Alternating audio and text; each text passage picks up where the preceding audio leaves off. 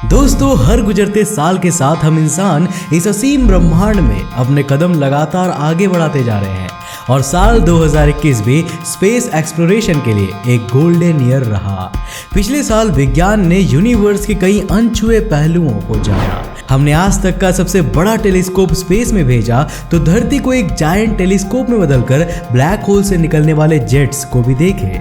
वैज्ञानिकों ने solar system में नए मून्स और कॉमेट्स को डिस्कवर किया और हमारा स्पेसक्राफ्ट सूरज को छूने में कामयाब भी हुआ। आज के इस वीडियो में मैं आपको साल 2021 की सबसे बड़ी स्पेस डिस्कवरीज के बारे में बताने वाला हूं। तो हेलो गाइस, मैं हूं कौशिक और चलिए आज आपको दिखाते हैं अंतरिक्ष टीवी रिवाइंड 2021।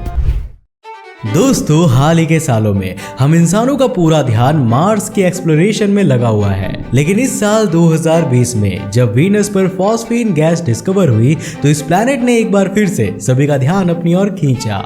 धरती पर फॉस्फीन गैस सिर्फ लिविंग ऑर्गेनिजम्स ही प्रोड्यूस कर सकते हैं। इस बात को ध्यान में रखते हुए ऐसा अंदाजा लगाया जा रहा है कि वीनस पर भी माइक्रोबाइल लाइफ हो सकती है। सोवियत यूनियन और अमेरिका पास्ट में वीनस पर स्पेस प्रोब्स भेजती रही है, लेकिन साल 1989 के बाद से एटलीस्ट नासा ने तो कोई भी मिशन वीनस की ओर नहीं भेजा है। पर जून 2021 में नासा ये अनाउंस कर चुकी है कि साल 2023 तक वो वीनस पर 2 मिशन भेजने वाले हैं। इसमें से पहला मिशन होगा दा विंची प्लस, यानी कि deep atmosphere Venus investigation of noble gases chemistry and imaging plus. ये मिशन समय के साथ साथ वीनस के सरफेस और एटमॉस्फेयर में आते चेंजेस को स्टडी करेगा। दूसरा मिशन होगा वेरिटास, यानी कि Venus emissivity radio science इनसार topography and spectroscopy. इस मिशन का मकसद एक बेहद क्लोज ऑर्बिट में घूमते हुए वीनस की सरफेस की मैपिंग करना होगा।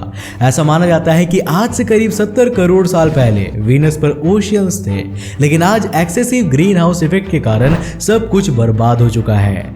आई होप ये मिशन आने वाले फ्यूचर में वीनस पर नई नई डिस्कवरीज करेंगे। दोस्तों, साल 2021 आज तक के सबसे बड़े कॉमेट की खोज के लिए भी याद रखा जाएगा और उससे भी ज्यादा यादगार होगा इसकी खोज का समय। जून 2021 में जब यूनिवर्सिटी ऑफ वॉशिंगटन के एक एमेच्योर एस्ट्रोनॉमर पेड्रो बर्नार्डिनेली नेपच्यून के ऑर्बिट के पार के डार्क एनर्जी सर्वे डेटा की स्टडी कर रहे थे तो उन्होंने वहां पर एक अजीब ऑब्जेक्ट को नोटिस किया। पेड्रो ने अपने एडवाइजर गैरी बर्नस्टाइन को बुलाया और उसे देखने को कहा। उन्होंने जो देखा था वो असल में एक कॉमेट था और कोई ऐसा वैसा कॉमेट नहीं था, बल्कि आज तक का खोजा गया सबसे विशालकाय कॉमेट। ये एक नॉर्मल कॉमेट से 1000 गुना ज्यादा बड़ा था और इसका नाम कॉमेट बर्नार्डिनेली बर्नस्टाइन रखा गया। आपको बता दूं कि यह कॉमेट आखिरी बार सूरज के पास से करीब 30 लाख साल पहले गुजरा था और जानते हैं अगली बार यह सूरज के पास कब गुजरेगा? साल 2031 में, यानी कि जो इवेंट पिछले 30 लाख साल से नहीं हुआ था वो हमें अपने लाइफ टाइम में देखने को मिलेगा। वैसे देखने को तो हमें अभी काफी कुछ मिलने वाला है, क्योंकि जेम्स वेब स्पेस टेलीस्कोप भी अब स्पेस में दस्तक दे चुका है। इसके बारे में मैं आपके लिए एक सेपरेट वीडियो पहले ही ला चुका हूं एंड आई होप कि आपने वो जरूर देखा होगा। ये नासा, यूरोपियन स्पेस एजेंसी और कैनेडियन स्पेस एजेंसी का एक जॉइंट प्रोजेक्ट है और इसकी कीमत $10 बिलियन का है। 25 दिसंबर 2021 को एरियाना 5 रॉकेट से स्पेस में भेजा गया यह टेलीस्कोप आज तक का सबसे विशालकाय टेलीस्कोप है और हबल से 100 गुना ज्यादा ताकतवर है। आगे आने वाले करीब 10 सालों तक ये टेलीस्कोप हमें सुदूर अंतरिक्ष की सैर कराने वाला है। लेकिन एक सेकंड, इससे पहले कि हम दूर अंतरिक्ष की बड़ी बड़ी डिस्कवरीज करने की सोचे, हमें उन चीजों के बारे में जान लेना चाहिए जो हमारी धरती से बहुत करीब होकर भी आज तक हमारी नजरों से छिपे हुए हैं। मैं बात कर रहा हूं जुपिटर के नए मून की, जिसे नवंबर 2021 में ही खोजा गया है। अब दोस्तों, जुपिटर हमारे सोलर सिस्टम का सबसे बड़ा प्लैनेट है और फिलहाल तक हम इसके 79 मून्स को खोज चुके हैं। एस्ट्रोनॉमर्स का मानना है कि अभी भी इसके ऐसे कई मून्स हो सकते हैं जो डिस्कवर नहीं हो सके हैं। एक ऐसा ही मून है EJC 0061। वैसे तो इसकी डिस्कवरी साल 2003 में ही हो गई थी, लेकिन उस समय कोई नहीं जानता था कि ये जुपिटर को ऑर्बिट कर भी रहा है या नहीं। जून 2021 में के लाई नाम के एक एमेच्योर एस्ट्रोनॉमर ने इसको जुपिटर के 80th मून के रूप में ऑफिशियली डिस्कवर किया था। EJC 0061 जुपिटर के कार्मिक ग्रुप का मून है। इसका मतलब ये है कि ये मून जुपिटर को रेट्रोग्रेड मोशन में ऑर्बिट करता है। मैं आपको अपने पिछले वीडियोस में बता चुका हूं कि रेट्रोग्रेड मोशन का मतलब होता है किसी भी प्लैनेट की रोटेशन के ऑपोजिट डायरेक्शन में ऑर्बिट करना। EJC 0061 जुपिटर से काफी दूरी पर ऑर्बिट करता है और इसका डायामीटर 3 किलोमीटर के करीब माना जा रहा है। आई होप कि आने वाले समय में हम जुपिटर के कई सारे नए मून्स को डिस्कवर कर लेंगे। वैसे डिस्कवरी तो यूनिकॉर्न की भी बेहद खास थी। जी नहीं, मैं माइथोलॉजी में बताए गए यूनिकॉर्न की बात नहीं कर रहा हूँ, बल्कि मैं बात कर रहा हूँ धरती के सबसे करीब स्थित ब्लैक होल द यूनिकॉर्न की। धरती से सिर्फ 1500 लाइट ईयर्स दूर मोनोसेरस कॉन्स्टेलेशन में स्थित ये ब्लैक होल आज तक का खोजा गया सबसे छोटा ब्लैक होल भी है। ऐसा माना जा रहा है कि इसका मास हमारे सूरज से सिर्फ और सिर्फ 3 गुना ही ज्यादा है और इस तरह ये एक मिनी ब्लैक होल की कैटेगरी में आता है। ये ब्लैक होल V723 मॉन नाम के एक बाइनरी स्टार सिस्टम का हिस्सा है, जिसमें एक रेड सुपर जायंट स्टार भी शामिल है। इसकी डिस्कवरी अप्रैल 2021 में हुई थी और ऐसा माना जा रहा है कि ये वहां मौजूद किसी भी स्टार के ग्रेविटेशनल कोलैप्स के कारण बना है। अब ये डिस्कवरी इसीलिए भी बेहद खास है क्योंकि हमने गैलेक्सीज के सेंटर में स्थित सुपरमैसिव ब्लैक होल्स को तो बहुत सारे खोज निकाले हैं, लेकिन आज तक हमने ऐसे मिनी ब्लैक होल्स की खोज नहीं की थी। दोस्तों, साल 2021 मार्स के एक्सप्लोरेशन के लिए भी एक गोल्डन ईयर साबित हुआ।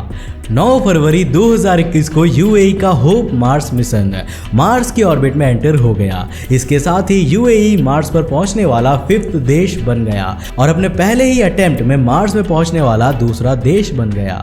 UAE के बाद बारी थी अमेरिका की। 18 फरवरी 2021 को नासा का परसिवरेंस रोवर मार्स की ऑर्बिट में एंटर हो गया और इसी दिन परसिवरेंस मार्स रोवर ने मार्स की सरफेस पर स्थित जेज़ेरो क्रेटर में सक्सेसफुली लैंडिंग भी कर ली। परसिवरेंस रोवर ने मार्स के रॉक्स के कई सैंपल्स कलेक्ट किए, वहां की विंड्स को रिकॉर्ड किया और मार्स की सरफेस से कई फोटोग्राफ्स भी शेयर किए। नासा के इस मिशन में हमने इंजेन्युइटी हेलीकॉप्टर को भी मार्शियन सरफेस पर उड़ता हुआ देखा। 10 फरवरी 2021 को मार्स की ऑर्बिट में एंटर होने वाले चाइना के तियानवान 1 मिशन के तहत 14 मई 2021 को ज़ूरोंग रोवर मार्स की सरफेस पर लैंड कराया गया। फिलहाल ये तीनों मिशंस मार्स पर एक्टिव है और आने वाले समय में ये रेड प्लैनेट से हमारे लिए कई सरप्राइजेस लाने वाले हैं। लेकिन 2021 का सबसे बड़ा सरप्राइज तो पार्कर सोलर प्रोब ही था। दिसंबर 2021 में ये सूरज के एटमॉस्फेयर में पहुंचने वाला पहला प्रोब बन गया। साल 2018 में इस स्पेसक्राफ्ट को सूरज की आउटर कोरोना को स्टडी करने के लिए स्पेस में भेजा गया था। $1.5 बिलियन का ये मिशन सूरज के उस पार्ट से गुजरने में कामयाब हुआ जो हमें सिर्फ टोटल सोलर इक्लिप्स के समय ही नजर आता है। साथ ही इसने सूरज के पॉइंट ऑफ नो रिटर्न का भी पता लगा लिया है। पार्कर सोलर प्रोब के द्वारा हासिल हुए डेटा की स्टडी करके वैज्ञानिक सोलर विंड्स के फॉर्मेशन के बारे में डिटेल में समझ सकेंगे। जैसा कि आप जानते ही हैं, सोलर विंड्स सूरज से निकलने वाले चार्ज्ड पार्टिकल्स होते हैं और ये धरती के क्लाइमेट पर बहुत ज्यादा इफेक्ट डालते हैं। पार्कर सोलर प्रोब के बारे में भी मैंने आपके लिए एक शानदार वीडियो लाया था जिसको आप सभी ने बहुत ज्यादा प्यार भी दिया था। अगर आपने वो वीडियो अभी तक नहीं देखा है तो इस वीडियो को देखने के तुरंत बाद उसे भी जरूर देख लेना, लिंक नीचे डिस्क्रिप्शन बॉक्स में मिल जाएगा। दोस्तों, साल 2020 में हमें धरती का दूसरा मून मिला था और 2021 की शुरुआत में यह नया मून हमें छू कर चला गया था। इसका नाम था 2020 SO और इसे 17 सितंबर 2020 को हवाई के पैन स्टारस टेलीस्कोप से डिस्कवर किया गया था।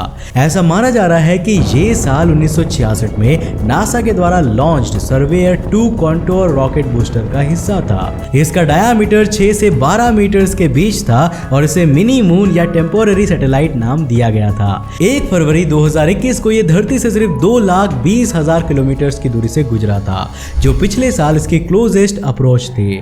19 फरवरी 2021 तक यह ऑब्जेक्ट धरती की ऑर्बिट को छू कर जा चुका था और शायद अब यह कभी भी वापस नहीं लौटेगा। हालांकि कुछ वैज्ञानिक अंदाजा लगा रहे हैं कि साल 2036 तक ये एक बार फिर धरती की ऑर्बिट में एंटर हो सकता है।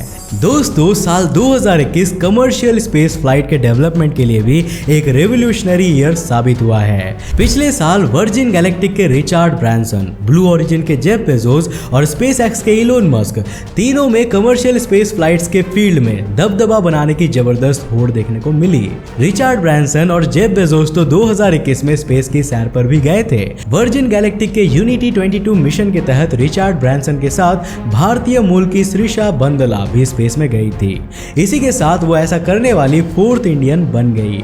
जेफ बेजोस अपने न्यू शेफर्ड रॉकेट से स्पेस में गए थे, जिसमें उनके साथ थे उनके छोटे भाई मार्क बेजोस और वाली फंक नाम की एक फीमेल एविएटर और 18 साल के एक फिजिक्स स्टूडेंट ओलिवर डेमन। अब इलोन मस्क स्पेस में तो नहीं गए, लेकिन उनकी कंपनी स्पेस एक्स ने सितंबर में इंस्पिरेशन 4 नाम का मिशन लॉन्च किया, जो 4 लोगों को 3 दिन की स्पेस ट्रिप पर ले जा सकते हैं। इन सभी डिस्कवरीज और इनोवेशन ने साल 2021 को स्पेस एक्सप्लोरेशन के लिए एक रेवोल्यूशनरी ईयर बना दिया है। नाउ आई होप कि साल 2022 में भी हम एक से एक डिस्कवरीज करते रहेंगे और स्पेस एक्सप्लोरेशन की फील्ड में आगे बढ़ते रहेंगे। वैसे आपके इसके बारे में क्या ख्याल है, हमें नीचे कमेंट करके जरूर बताना। मुझे उम्मीद है दोस्तों कि आज की इस वीडियो से आपने काफी कुछ नया जाना। अगर हाँ तो इस वीडियो को एक लाइक करने के साथ साथ अपने फ्रेंड्स और फैमिली के साथ जरूर शेयर करना। अगर आप नए हो इस चैनल पे और ऐसे इंटरेस्टिंग वीडियोस को देखना चाहते हो तो इस चैनल को सब्सक्राइब करने के साथ साथ नोटिफिकेशन बेल को ऑन कर देना, ताकि आप देख सको हमारे वीडियो सबसे पहले। तब तक के लिए बाय, जय हिंद।